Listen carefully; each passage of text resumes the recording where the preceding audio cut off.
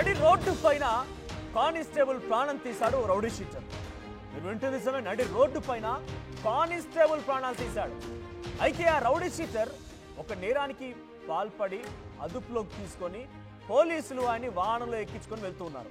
అయితే వెళ్ళేటువంటి ఆ క్రమంలోనే కానిస్టేబుల్ పై కత్తితో దాడి చేసి కానిస్టేబుల్ని హతమార్చాడు.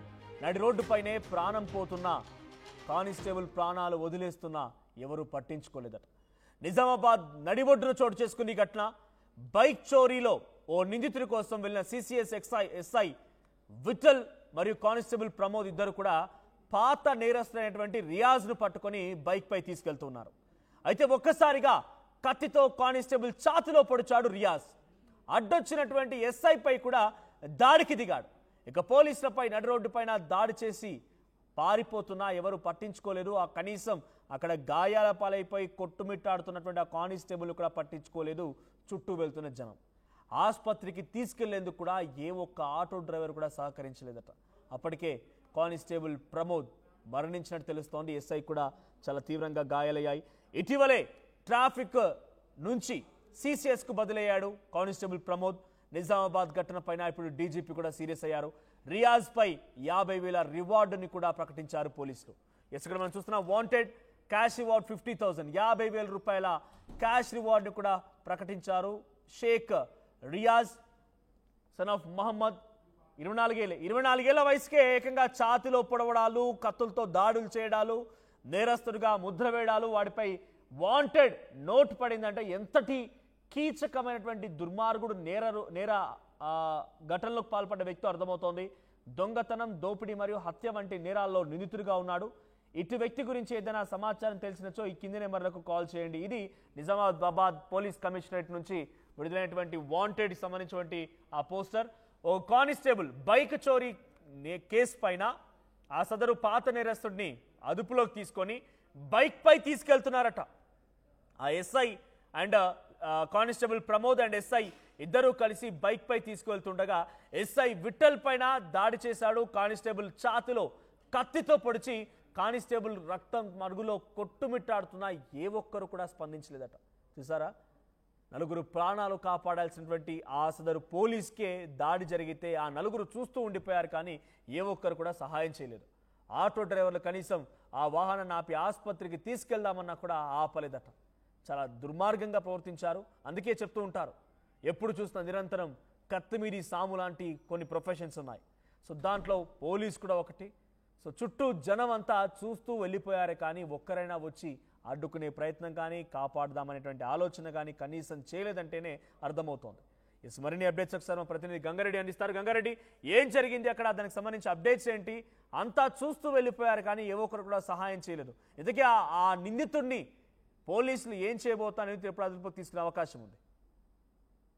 నిజామాబాద్ జిల్లాలో పోలీసు కలకలం రేపుతుంది. ఓ దొంగను పట్టుకునేందుకు వెళ్ళిన పోలీసులు, సిసిఎస్ పోలీసులు ఒక్కసారిగా హత్య గురి కావడంతో పోలీసు కుటుంబాల్లో కలకలం రేపుతుంది. నిజామాబాద్ జిల్లా కేంద్రంలో ఉన్నాం. అయితే విఠల్ అనే కానిస్టేబుల్ సిసిఎస్లో ఇటీవల కాలంలో బదిలీపై వెళ్ళారు. బదిలీపై వెళ్ళిన నేపథ్యంలో సిసిఎస్ పోలీసులు ఆ దొంగను, రియాజ్ అనే దొంగను అరెస్టు చేస్తున్న నేపథ్యంలో అతను ఒక్కసారిగా వినాయక్ నగర్ ప్రాంతంలో బైక్ పై నుండి దూకి పారిపోయేందుకు ప్రయత్నిస్తున్నారు. అతను ఒక ప్రమోద్ అనే కానిస్టేబుల్ను ఆసుపత్రికి తరలిస్తున్న క్రమంలో ప్రమోద్ అనే కానిస్టేబుల్ అక్కడే మృతి చెంది పక్కనే ఉన్న ఏఎస్ఐ విఠల్ కూడా గాయాల పాలయ్యాడు. అయితే ఇద్దరికి గాయాలు కావడం పోలీస్ కుటుంబంలో ఒక్కసారిగా కలకలం రేపుతుంది. ఏదేమైనప్పటికీ పోలీసులు ప్రతినిత్యం ప్రజల రక్షణలో ఉండే పోలీసులకు ఇలాంటి ఘటన జరగడం చాలా బాధాకరం. ప్రమోద్ ఇటీవల కాలంలోనే ట్రాఫిక్ నుండి సిసిఎస్కు బదిలీ అయిన పరిస్థితి నెలకొంది. స్థానికంగా ఉండే ప్రజలు ఉన్నారు, వారిని అడుగుదాం. సార్ చెప్పండి, విఠల్ మీ గల్లీలో ఉండేవాడు, అసలు ఎప్పుడు కూడా ప్రజలకు అందుబాటులో ఉంటూ మంచి సేవలు అందించే వ్యక్తిగా గుర్తింపు పొందినట్లు తెలుస్తుంది. ఇటీవల కాలంలో ట్రాఫిక్ నుండి బదిలీ అయి సిసిఎస్కి వెళ్ళారు. వారి కుటుంబ సభ్యులు కూడా ఇద్దరు అన్నదమ్ములు పోలీస్ డిపార్ట్మెంట్లోనే పనిచేస్తున్న పరిస్థితి నెలకొంది. ఏంది సార్ వాళ్ళు? వాస్తవంగా చాలా ప్రమోద్ అనే వ్యక్తి చాలా మంచి కానిస్టేబుల్, అందరికీ సోషల్ మీడియా పరంగా అందరిలో మింగిల్ అనే పర్సన్. నిన్న సడన్గా ఆయన హైదరాబాద్ డ్యూటీ పరంగా వెళ్ళొచ్చి మళ్ళీ ఇక్కడ సిసిఎస్లో ఏదో ఇప్పుడు ఇన్ఫర్మేషన్ రాగానే మరి ఒక దొంగను పట్టుకోవడానికి వెళ్ళినప్పుడు ఆయన పట్టుకొని మరి టౌన్కు తీసుకొచ్చే క్రమంలో మరి ఎవడైతే ఆ దొంగ ఉన్నాడో మరి పొడిచిపోవడం అనేది చాలా దారుణమైనటువంటి సంఘటన. దీన్ని డిపార్ట్మెంట్ వాళ్ళు సీరియస్గా తీసుకొని వాడిని ఇమ్మీడియట్గా వాడిని అంతమొందించాలి. లేకపోతే రేపు పొద్దున మామూలు జనానికి కూడా మామూలు ప్రజలకు కూడా మరి ఒక భరోసా లేకుండా పోతుంది. కాబట్టి ఒక పోలీస్ డిపార్ట్మెంట్ ఉన్న వ్యక్తికే ఇట్లా మేము చేస్తే ఏం చేయలేదని ఒక మెసేజ్ పోతుంది. కాబట్టి రాంగ్ మెసేజ్ పోతుంది. కాబట్టి ఇవన్నిటిని కంట్రోల్ చేయాలంటే డ్రగ్స్ మీద ఫస్ట్ కంట్రోల్ చేయాలి. ఈ డ్రగ్స్ విచ్చలవిడిగా ఉండడం వల్ల ఎవడు ఏం చేస్తుండో ఏర్పడిన పరిస్థితి ఉంది. కాబట్టి ఇమీడియట్గా వారి కుటుంబానికి న్యాయం చేయాలి. వారి చిన్నపిల్లలు ఉన్నారు కాబట్టి డిపార్ట్మెంట్ పరంగా ప్లస్ వారికి సాయం చేయాలని సిపి గారిని అదేవిధంగా ఇక్కడ ఉన్నటువంటి వారి పోలీస్ ఆఫీసర్ని మనం కూర్చున్నాం. ప్రధానంగా నిజామాబాద్ జిల్లా కేంద్రంలో పోలీసులు అంటే ఎప్పుడు కూడా చాకచక్యంగా దొంగలను పట్టుకునే ప్రయత్నం చేస్తారు. ఆ దొంగలను పట్టుకునే క్రమంలో వినాయక్ నగర్ ప్రాంతంలో బైక్పై ఎక్కించుకొని వెళ్తున్న క్రమంలో అతన్ని ప్రమోద్ని రియాద్ అనే వ్యక్తి దొంగ ఏదైతే గంజాయి స్మగ్లర్ అతను మత్తు పదార్థాలు సప్లై చేస్తూ అతని మీద అనుమానంతో సీసీఎస్ పోలీసు పట్టుకెళ్తున్న క్రమంలో అరెస్ట్ చేసి తీసుకెళ్ళి అయితే నన్ను ఖచ్చితంగా అరెస్ట్ చేస్తారనే ఉద్దేశం మీద అతని అంచెలు కూడా ఆయన వెంబడి వచ్చి చాకచక్యంగా పథకం ప్రకారమే ఈ కానిస్టేబుల్ను పొడిచారని చెప్పి అనుకోవచ్చా? తప్పకుండా, ఎందుకంటే వారి యొక్క గుట్టు రట్టయిద్దని చెప్పి వారి లోపల వాళ్ళ వెనకాల ఉన్నటువంటి మొత్తం ఇప్పుడు ఇన్ఫర్మేషన్ బయటకెళ్తానే ఉద్దేశంతోనే ప్రమోద్ను ఆ విధంగా చేస్తుంటారు. దాని వెనక పెద్ద రాకెట్ ఉంటుంది. దాన్ని ఇమీడియట్గా పసిగట్టాలి. ఎందుకంటే పోలీస్ డిపార్ట్మెంట్కి ఆల్రెడీ ఇన్ఫర్మేషన్ ఉంటుంది. ఈ తత్సారం చేయడం వల్ల ఇంకా వేరే వాళ్ళకు కూడా అన్యాయం అవుతుంది. కాబట్టి ఇమీడియట్గా వాడిని పట్టుకోవాలి. దీని వెనకాల ఉన్నటువంటి రాకెట్ ఏది ఉందో దాన్ని బయట తీయాల్సిన అవసరం ఉంది. వారి ఆత్మశాంతి కలగాలంటే వాడికి ఇమ్మీడియట్గా శిక్ష పడాలి. ఏదైతే రియాద్ నిజామాబాద్ నగరానికి చెందిన ఓ ముఠాకు చెందిన సభ్యుడిగా గుర్తింపు పొందాడు. అయితే ఆ ముఠాకు సభ్యులే అతన్ని తప్పించే ప్రయత్నం చేశారు. పోలీసులు అయితే అతన్ని తక్షణమే అదుపులో తీసుకునేందుకు ప్రయత్నాలు చేస్తున్నామని చెప్తున్నారు. కానీ పోలీస్ కుటుంబంలో ఒక వ్యక్తి మృతి చెందడం చాలా బాధాకరమైన అంశం. అది ఎంత పెద్ద మూట అయినా పోలీస్ డిపార్ట్మెంట్ ఉన్న వ్యక్తికి రక్షణ లేనప్పుడు వాళ్ళు సమాజానికి ఏం సేవ చేయగలుగుతారనే కసితోని వల్ల మరి పనిచేయాల్సిన అవసరం ఉంది. ఎందుకంటే ఫిషేజ్ ఇష్యూగా లా అండ్ ఆర్డర్ని కంట్రోల్ పెట్టినటువంటి వ్యవస్థనే ఈ విధంగా చేస్తే సామాన్య ప్రజలు ఇంకా భయాందోళన అవుతారు. కాబట్టి గౌరవ సిపి గారికి మేము అనేది ఏంటంటే ఆ మూట వెనకాల ఎంత పెద్ద నాయకులు ఉన్నా ఎంత పెద్ద పొలిటికల్ హ్యాండ్ ఉన్నా ఇమ్మీడియట్గా తక్షణంగా ఒక హత్యకు ఇంకో హత్య జరగకూడదంటే పనిష్మెంట్ జరగాలని మేము ఒక సామాన్య ప్రజలుగా మేము ఒక మరి బాధ్యత గల వ్యక్తిగా మేము వినమ్రంగా సిపి గారిని కోరుకుంటున్నాం.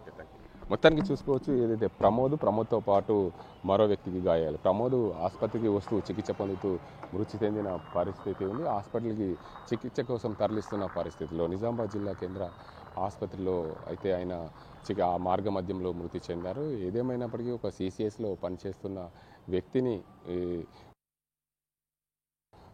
ఏదైతే వారికి సవాల్గా మారింది. ఎందుకంటే ఒక దొంగను పట్టుకునే క్రమంలో ఆ దొంగ ఒక పోలీసును హత్య చేయడం అయితే పోలీసులకు చుక్కలు చూపించారని చెప్పచ్చు. మరోవైపు పోలీసులు అయితే చాకచక్యంగా ఏవైతే రియాజ్ ఉన్నాడో వారిని పట్టుకునే ప్రయత్నం చేయాలి అని చెప్పి స్థానికులు కోరుతున్నారు.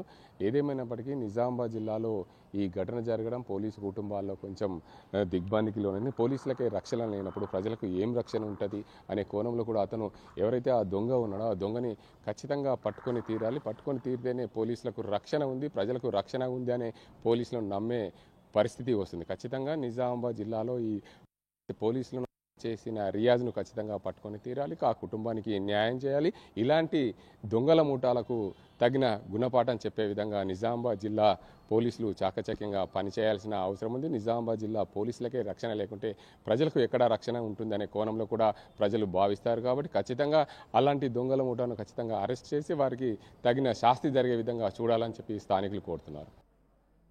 డైరెక్ట్ ఏకంగా పోలీసులపైనే దాడి చేసి పోలీస్ కానిస్టేబుల్ యొక్క ఛాతిలో కత్తితో పొడిచి రక్తపు మడుగులో కొట్టుమిట్టాడుతున్నా వదిలిపెట్టకుండా దాడి చేశాడు.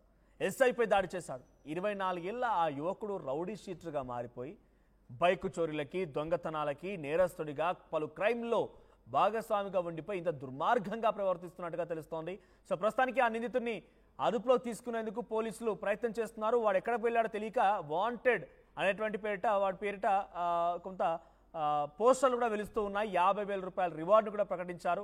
సో ఒకసారి ఈ ఘటన పైన కానిస్టేబుల్ ప్రమోద్ మరణం పైన పోలీసు అధికారులు మాట్లాడారు. ఏం మాట్లాడారో చూద్దాం. జరిగింది.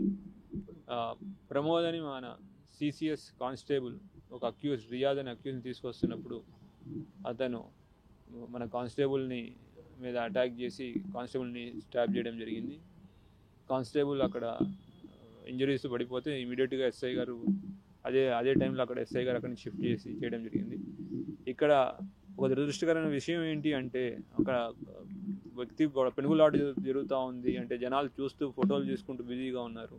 హాస్పిటల్ షిఫ్ట్ చేయాలి అని ఆటో అడిగితే ఆటో వాళ్ళు కూడా కుదరదు అని వెళ్ళిపోతున్నారు. సొసైటీ మనం ఎట్లా ముందుకెళ్తున్నాం, మేము వెళ్తున్నాం అనేది మీ విచక్షణకే వదిలేస్తున్నాను. ఒక వ్యక్తికి ఇంజురీ అయింది, పోలీసేం కాదు ఎవరైనా ఉండొచ్చు. ఒక వ్యక్తికి రక్తం కారుతూ ఇంజురీ ఉంటే మనం సహాయం చేయాల్సింది పోయి మాకొద్దు మాకు తెలియదు అని వదిలేసి వెళ్తున్నారు. అందరికీ మా విజ్ఞప్తి, పోలీస్ డిపార్ట్మెంట్ పగలు రాత్రి కష్టపడి పనిచేస్తూ ఉంది. ఎన్నో నేరాలు ఆపుతున్నాం, ఎన్నో క్రైమ్స్ ఛేదిస్తున్నాం. ఈ ఒక క్రైమ్ ఛేదించే విషయంలోనే ఒక కానిస్టేబుల్ ఇప్పుడు తన ప్రాణాన్ని పోగొట్టుకున్నారు. ఇప్పుడు ఆ కానిస్టేబుల్ లేని లోటుని ఆ ఫ్యామిలీ మెంబర్స్ అయితే